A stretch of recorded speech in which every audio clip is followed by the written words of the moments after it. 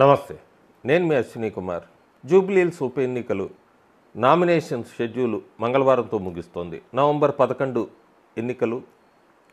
ఏ party గెలుస్తుంది అనేది అయితే మనం వేచి చూడాల్సిందే. ప్రస్తుతం అయితే బీఆర్ఎస్కి కాంగ్రెస్కి హోరాహోరీ అక్కడ గ్రౌండ్ పల్స్ పెట్టి తెలుస్తుంది. హోరాహోరీగా ఉండబోతోందని చాలా కారణాలు ఉన్నాయి. బీజేపీ జూబ్లీహిల్స్లో ఎందుకు ఓడిపోతుందని చెప్పాలి ఖచ్చితంగా. దాని కారణాలు ఏంటి అనేది చెప్తాను. ముఖ్యంగా కాంగ్రెస్ పార్టీ అధికారంలోకి వచ్చి 18 నెలలు అయింది.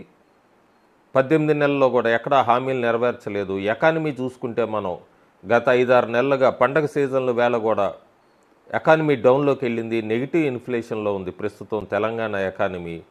పూర్తిగా కాంగ్రెస్ పార్టీ మీద చాలా నియోజకవర్గాల్లో వ్యతిరేక పవనాలు వీస్తున్నాయి. అది కాంగ్రెస్ వాళ్ళకి కూడా తెలుసు. గ్రూప్ కలహాలు అంతా కూడా నిండా మునిగిపోయింది. మంత్రుల మధ్య విభేదాలు, ఎమ్మెల్యేల మధ్య, ముఖ్యమంత్రికి మంత్రులకి మధ్య గ్యాపు, ఇదంతా చూస్తున్నాం తెలంగాణ కాంగ్రెస్ పార్టీలో. వాళ్ళ నాయకుడు ఓటు చోరీ, ఓటర్ అధికార యాత్ర అని చేశాడు. జూబ్లీహిల్స్లోనే సాక్షాత్తు ఓటు చోరీ కాంగ్రెస్ నాయకులు చేశారన్నది కేసు ఫైల్ అయింది. కేసు నడుస్తుంది కూడా ప్రస్తుతం మధురానగర్ పోలీస్ స్టేషన్లో. ఇవన్నీ చెప్పడంలో ఘోరంగా విఫలమైంది బీజేపీ పార్టీ. అధికారంలోకి రావాలి అని పేపర్కి స్టేట్మెంట్లే తప్ప చాలాసార్లు BRS party Kazipet railway manufacturing unit గురించి ఏం జరిగింది అన్నప్పుడు నోరు మెదపలా. అందరికీ స్పష్టంగా కనబడుతోంది. అక్కడే 2026 కల్లా కాజీపేటలో రైల్వే మ్యానుఫ్యాక్చరింగ్ యూనిట్ అందుబాటులోకి వస్తోంది. దాన్ని కౌంటర్ ఇవ్వడంలో విఫలమైంది బీజేపీ. అట్లాగే నల్గొండ రైల్వే స్టేషన్లు, సికింద్రాబాద్ ఇవన్నీ కూడా పూర్తవుతున్నాయి. వీటి గురించి ఎప్పుడు కూడా కౌంటర్లో ఫెయిల్ అవుతూనే వస్తుంది బీజేపీ పార్టీ. ఇంకో పక్క బీఆర్ఎస్ పార్టీ కుటుంబ కలహాలు అక్కడ కూడా చూసాం మనం. అయినా కూడా కేసులు వీటిని దాటుకొని కేటీఆర్, హరీష్ రావు ముందుకొచ్చారు. జూబ్లీహిల్స్లో ఆ సీటుని నిలబెట్టుకోవాలి ఎట్టి పరిస్థితుల్లో అన్నది వాళ్ళు తీవ్రంగా ప్రయత్నిస్తున్నారు. మన 2023 అసెంబ్లీ ఎన్నికల్లో చూస్తే కూడా గ్రేటర్ హైదరాబాద్లో చాలా వరకు కూడా బీఆర్ఎస్కే అనుకూలంగా వేశారు అన్ని నియోజకవర్గాల్లో, చాలా నియోజకవర్గాల్లో. సో గ్రేటర్ హైదరాబాద్ ప్రజలు ఎక్కువగా బీఆర్ఎస్ వైపే ఉన్నారు. కానీ జూబ్లీహిల్స్కి వచ్చినప్పుడు లెక్కలు మారుతూ ఉంటాయి. ఎందుకంటే 3,98,000 ఓటర్లు ఉన్నప్పుడు అందులో 70,000 మంది పైన ముస్లిం ఓటర్లు, లేదు బీసీ, ఎస్సీ, ఎస్టీ, మైనారిటీ అంతా కలిపి 2.5 లక్షల మంది ఓటర్లు ఉన్నారు. అందులో ముఖ్యంగా ముస్లిం ఓటు బ్యాంక్ ఎటు టిల్ట్ అవుతే వాళ్ళకే ఎక్కువ అడ్వాంటేజ్ ఉంటుంది జూబ్లీహిల్స్లో.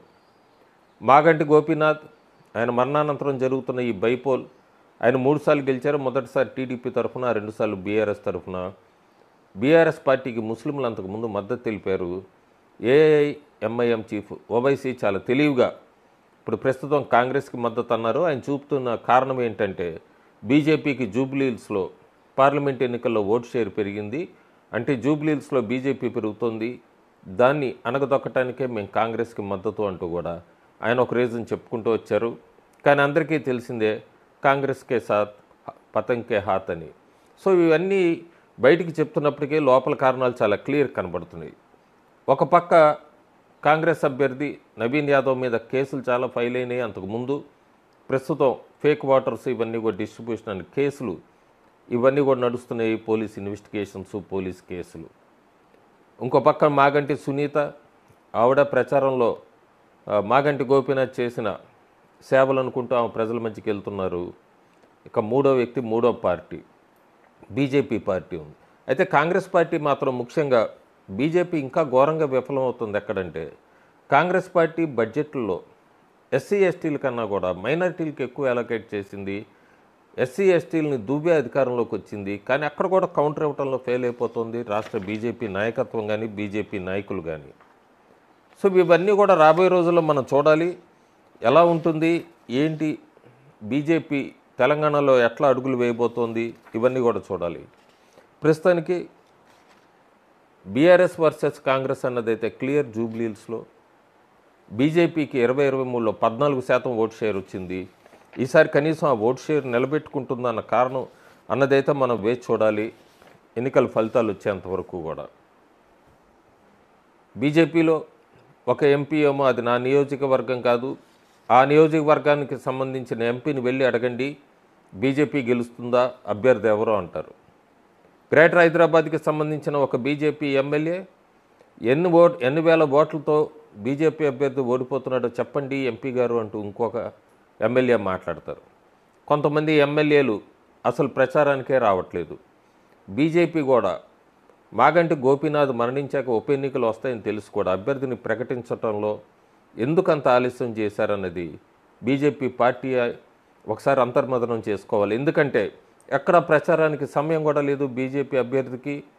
చాలామంది పేర్లు తెర మీదకి వచ్చినా ప్రకటించిన దీపక్ రెడ్డి అందరికీ తెలిసిందే, ముందే ప్రకటించవచ్చు కదా అదే అభ్యర్థి అయితే అనేది ఒక విమర్శ కూడా వినపడుతోంది జూబ్లీ హిల్స్ ప్రజల నుంచి, ముఖ్యంగా బీజేపీ క్యాడర్. కేవలం 2 వారాల సమయం ఉంది. ఈ 2 వారాల సమయంలో అవతల కాంగ్రెస్ పార్టీ బీఆర్ఎస్ ప్రచారంలో దూసుకుపోతున్నప్పుడు ఇతనికి ఏం సమయం ఉంది అంటే మీరు బీజేపీ పార్టీని జూబ్లీ హిల్స్లో ఎట్లాగో గెలవదని వదిలేశారా అన్న మాట కూడా వినబడుతోంది. చాలా చోట్ల జూబ్లీ హిల్స్లో రెహమత్ నగర్, యూసఫ్ కూడా ఇలాంటి చోటంతా కూడా బీజేపీ ఓటు బీఆర్ఎస్కి కానీ కాంగ్రెస్కి కానీ ఓటేయాలన్నది చాలా వరకు ఓటర్స్ డిసైడ్ అయిపోయారు.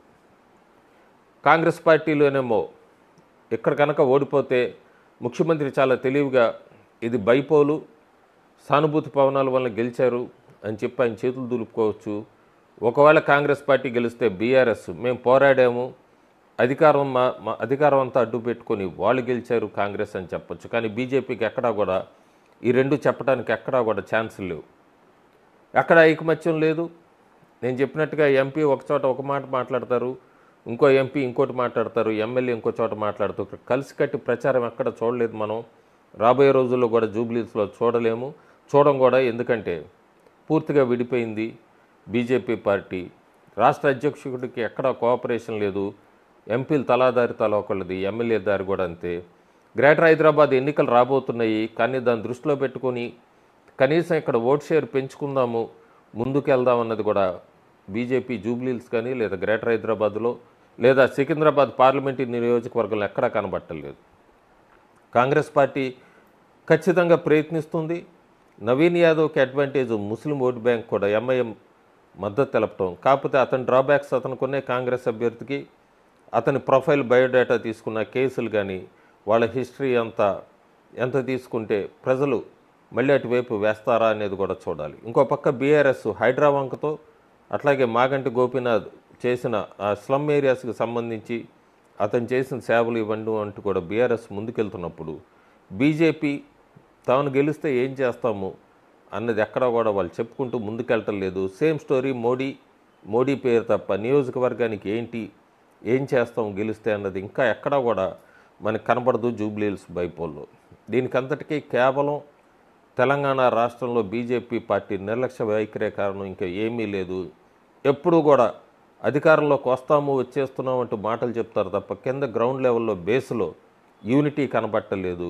క్యాడరు చాలా చోట్ల కొన్ని నియోజకవర్గాల్లో న్యూట్రల్ ఓటర్స్ బీజేపీ వైపుకు షిఫ్ట్ అవుతున్న వేళ ఈ లీడర్స్లో ఈ సమన్వయం లోపిస్తున్న కొద్దీ క్యాడరు లేదా కొత్తగా వస్తున్న ఓటర్స్ కూడా వాళ్ళలో కూడా నిస్తేజం చూస్తున్నాం, ముఖ్యంగా బీజేపీకి సంబంధించి. ఇది రాబోయే రోజుల్లో బీఆర్ఎస్ కన్నా అడ్వాంటేజ్ అవ్వచ్చు, కాంగ్రెస్ కన్నా అడ్వాంటేజ్ అవ్వచ్చు. జూబ్లీ హిల్స్ ఉప ఎన్నికల ఫలితాల తర్వాత ఎవరికి బీజేపీకి సంబంధించి ఎవరిలో ఏం మార్పు ఉండదు. కిషన్ రెడ్డి మినిస్టర్గానే కొనసాగుతారు, రామచంద్రరావు తెలంగాణకు ప్రెసిడెంట్గానే కంటిన్యూ అవుతారు. కానీ పెద్ద పరీక్ష రాబోతోంది గ్రేటర్ హైదరాబాద్లో. సో ఎక్కడ ఫెయిల్ అయ్యారు ఏంటి అనేది ఒక్కసారి ఆత్మవిమర్శ చేసుకొని గ్రేటర్ హైదరాబాద్ ఎన్నికల కన్నా కనీసం వాళ్ళు ఇప్పటి నుంచే సన్నిద్ధం అవుతే బీజేపీ గ్రేటర్ హైదరాబాద్లో బతుకుతుంది. లేదంటే గ్రేటర్ హైదరాబాద్ బీఆర్ఎస్ కాంగ్రెస్ పంచుకుంటాయి ఎంఐఎంతో సహా. ఇదైతే స్పష్టంగా కనబడుతోంది జూబ్లీ హిల్స్ ఎన్నికల ఫలితాల తర్వాత. Thank you.